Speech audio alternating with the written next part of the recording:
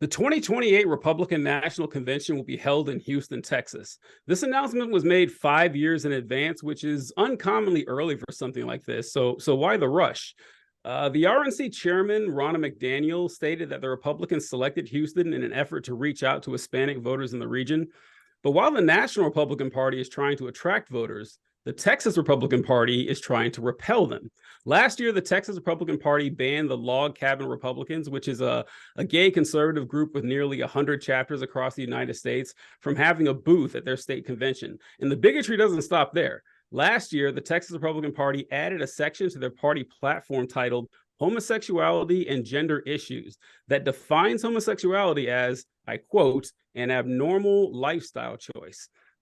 Gay Republicans such as Jason Vaughn, who's a member of the Texas GOP platform, and gay Republicans like Trump National Intelligence Director Richard Grenell are urging the Texas Republican Party to lift the ban on gay Republicans before the 2028 convention if they want to gain extra voters. So I'll kick it over to you, Desmond, on what do you think of this? Like, how's the Republican Party going to deal with the growing split between the national establishment Republican Party, who knows they need to attract more voters, and the rabid conservative base that is doing everything they can to just repel as many voters as possible?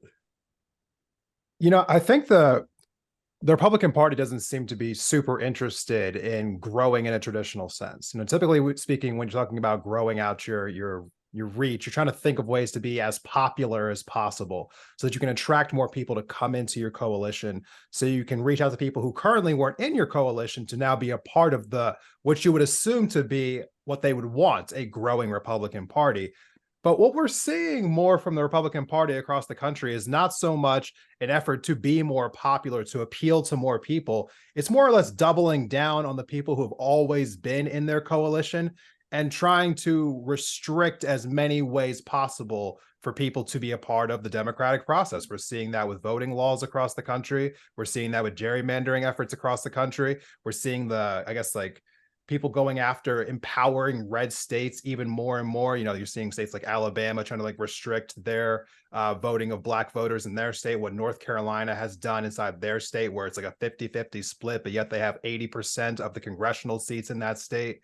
So I see this as business as usual for the Republicans. I mean, they don't seem to really care about reaching out to gay Republicans. And I feel for these people. I really do, because they probably feel as though that they're being left out to dry, which they absolutely are. But the Republican base is completely beholden to their evangelical, Christian, more or less their base there. And I don't think that there's really an effort to be reaching out to the gay members of their community, to the gay Republicans, to queer Republicans. I think more or less they're going to be served up on a dish. And I truly think that, I don't know where these people are going to land. Maybe they'll transition to becoming Democrats. Maybe they'll transition to becoming libertarians. But, the Republican Party is making it pretty obvious that they have no home with them. Desmond, I agree with 99% of what you just said there. But there was one 1%. sentence. There's one sentence in there that I think you aren't correct on. And you said that the GOP is beholden to their evangelical base. And I don't think that it works that way. I don't think that the GOP politicians who are, the masterminds of the overall strategy here, masterminds might be a strong word, but I don't think that they're going, well, gee, guys, I don't want to be against gay people, but we don't want to lose our evangelical base. I think it's the other way around. I think that what you just mentioned about how they're, restricting voting access, how they are, leaning into more fascist tendencies, I think that needing to have small minority groups to blame is part of what makes that possible for them, because they can't attract your rural white voter to sign up for these, tax cuts for the rich and everything else that goes along with the GOP party if they aren't giving them something to care about more. And, at some points in history, that's been black people. At some points in history, that's been Mexicans. At some points in history, that's been gay people. And at many points, all of the above. And they kind of lost the gay people hate a little bit, over the course of my lifetime, at least. It's become real. Like the gay rights revolution was maybe the fastest, civil rights movement in the history of our country. And really, most people below the age of 40, like even like hardcore conservatives, aren't going to go to bat to say that like homosexuality is abnormal. But they need to keep expanding. They can't just have trans people, because if they successfully, oppress the trans people, they're going to run out pretty quick, and they need to continue to expand that.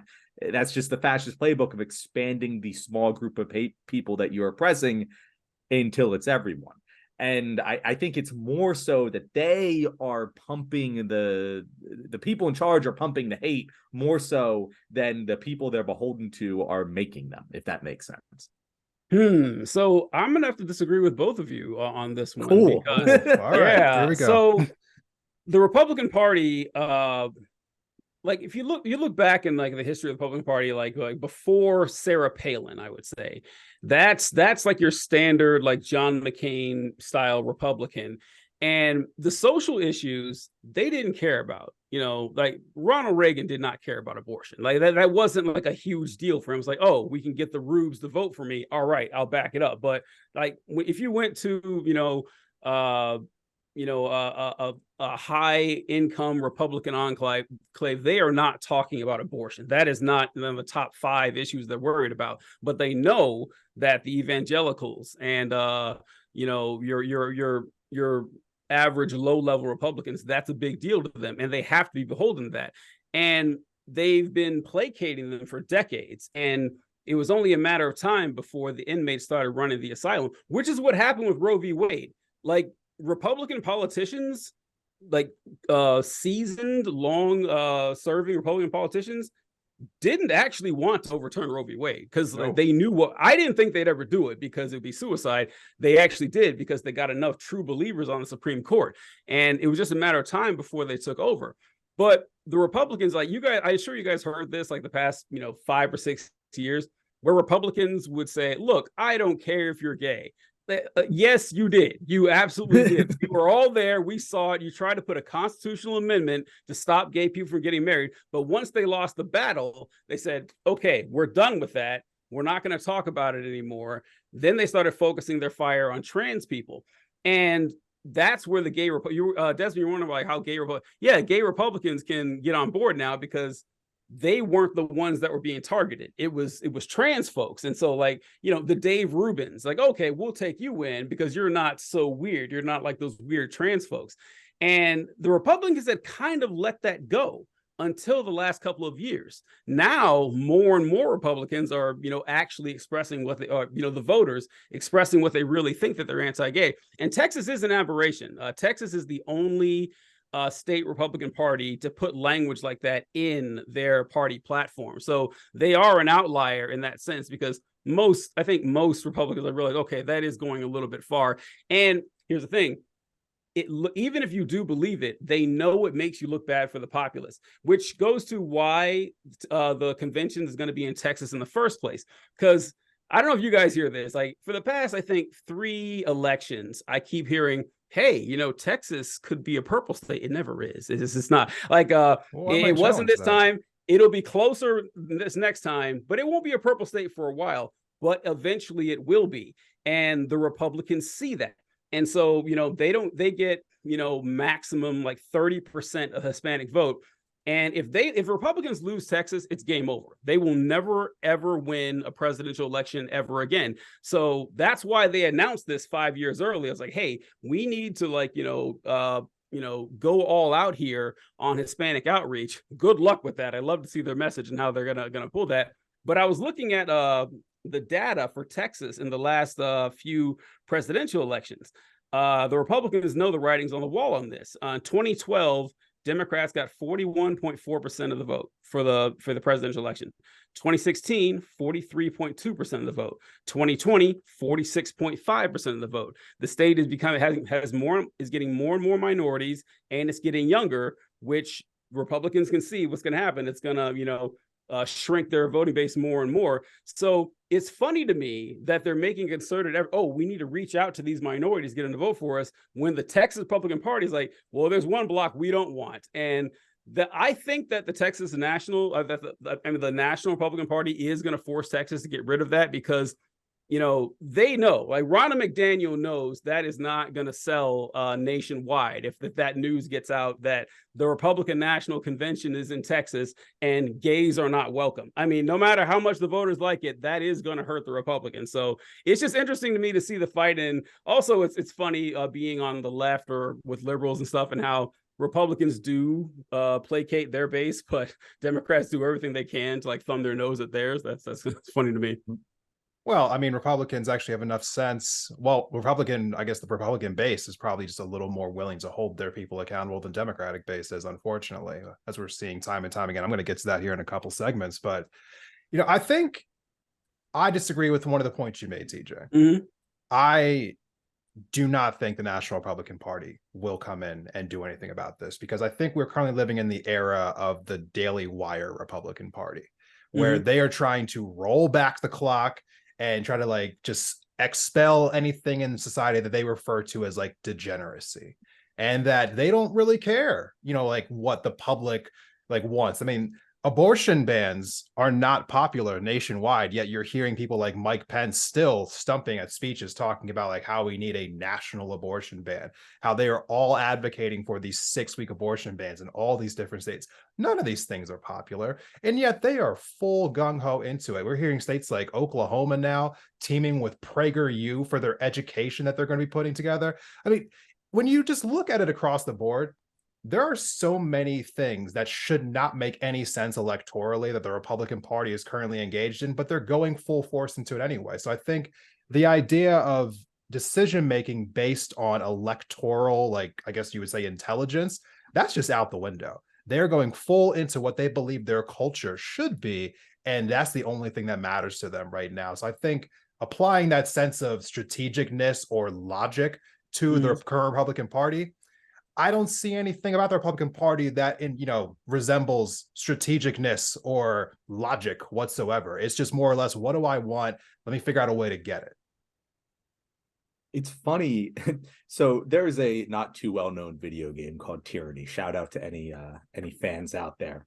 But what you just said reminded me of one of the central premises of that game, where there's two factions. There's a faction called the Chorus, who are just this free-for-all, anarchistic, like whoever is getting the most attention is in charge at that moment.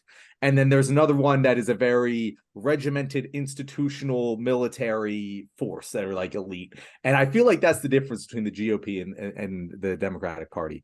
Like the DNC likes to control everything, absolutely everything from the top down. They will push down the dissent within their party. The GOP, they go with whatever's hot. They want to constantly keep their base, focused on whatever it is, and not focused on the ideological schism that is the Republican Party's platform. Because I've said this many times, it doesn't make sense. It doesn't make any sense that the party of individual freedoms and small government is also the party of no gay marriage and anti-trans people. Like, it doesn't make any sense. In that platform, like the headlines are about how they're calling it abnormal, right? But that wasn't the part that stood out to me, actually. The part that stood out to me was when they said that there will be no law made that makes gives special legal status to members of the LGBT community. And it's like, bro, the only people who are making laws about the LGBT community are the Republicans. They're the only ones who are actually making laws that specifically say anything about the LGBT community. Yeah, there's like private organizations that have policies that are like anti-discrimination and stuff, but like besides like very like clear, well-supported like anti-discrimination, you can't refuse to sell a home to a gay person. Like, other than that, like the Democrats aren't doing these things that Republicans are like saying they're afraid of. And it just speaks to that ideological schism between the libertarian ideology of the Republican Party and the fire and brimstone evangelical side of the Republican Party, and they're just constantly fighting with each other. Because you did mention it's a Daily Wire, Republican Party. But also, Trump is the leader of the Republican Party, and he doesn't give a shit about these issues. Nope. He's genuinely a fairly, pro LGBT president, or at least apathetic LGBT. At least apathetic. He doesn't really give a shit about abortion. Doesn't really give a shit. He's just like, and I believe that to be true. But you also have the Daily Wire. Like I agree with both things because they're both simultaneously true. Yeah, it will make sense if you just don't have any logical consistency in your beliefs. So what do we think about? So there was a one gay Republican, Jason Vaughn, in the committee for the Texas Republican Party, and he gave a rather impassioned speech talking about how this was degrading, it was dehumanizing, and it was insulting, and he takes weekends off to work for the Republican Party, and they didn't care at all. They said, "F you, we're calling you a degenerate." He mentioned that he was called a pedophile coming into the event that day, which is how much sympathy do we have for this individual? Because at first I had a little bit of sympathy because I was a Black Republican, and so I realized I understand what it feels like to realize that, oh my God, like all these people who I thought were my friends and who I was working with and who I shared, common goals with, don't really care about me or people like me. But at the same time, I was in my 20s when I figured this out. This is a grown ass man, that has just come to this realization. And also, he only had a problem with it once it started affecting him. Like he would vote against anti-trans stuff. He would vote against drag queens. Oh yeah, sure. Yeah, they're the problem. You're attacking me now? Okay, what? Are you guys monsters? So it's a split decision with me on whether I feel sympathy, because it only became a problem when the firing squad turned on him instead of someone else that was like, adjacent to him.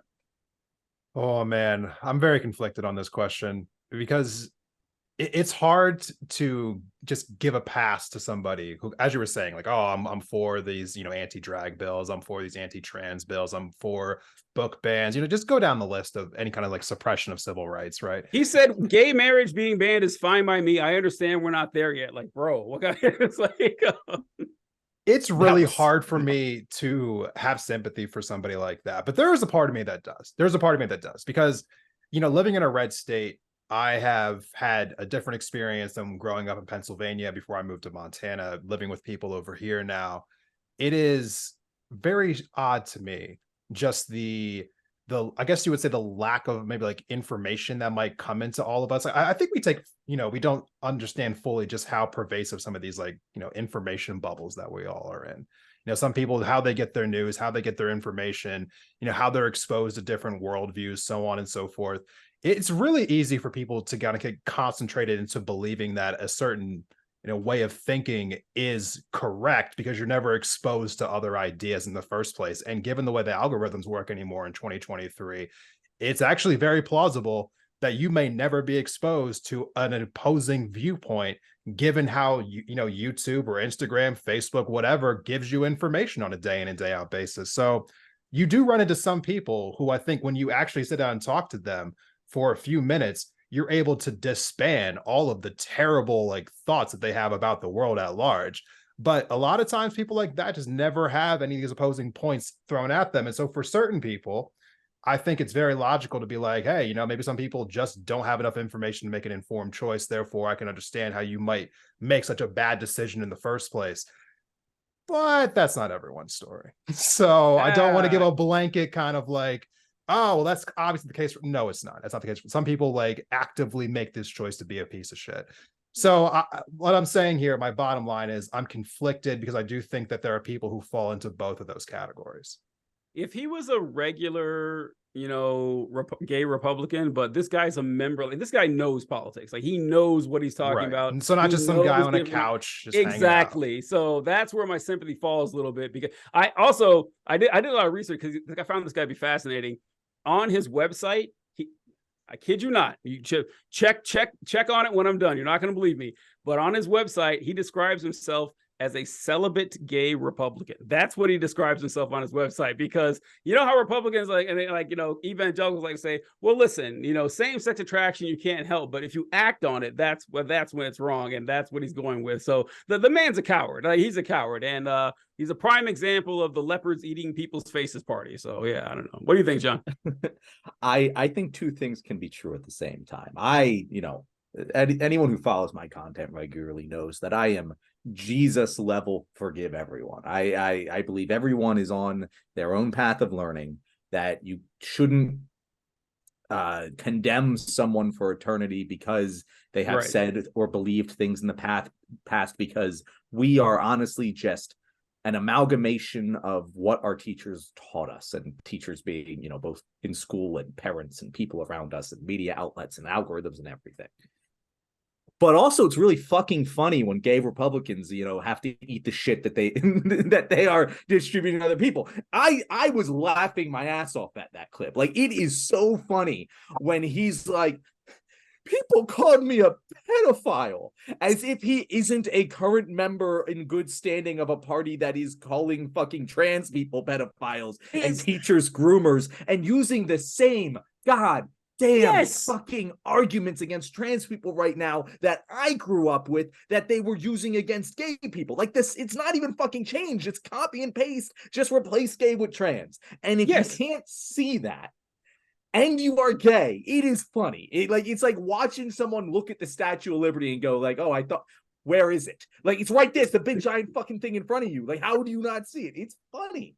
Yeah. Yes, yeah. I support, I always try and be encouraging to people and be educational, but I'm also gonna laugh at that because it's fucking funny. It is. It's like, buddy, where have you been the last 20 years of the Republican Party? Like, where they don't keep this a secret. They don't. They only say out in polite society, oh, we never cared about gay people. I mean, like, once again, George W. Bush tried to put it in the fucking Constitution that gay people couldn't get married, and I don't know. It is just it's obnoxious. Which, by the way, is a special legal status for gay people. You're the only people who can't marry the people you are sexually attracted to. That's insanity. A special legal status. That's ridiculous. Insanity. Yeah. So I understand. I do understand.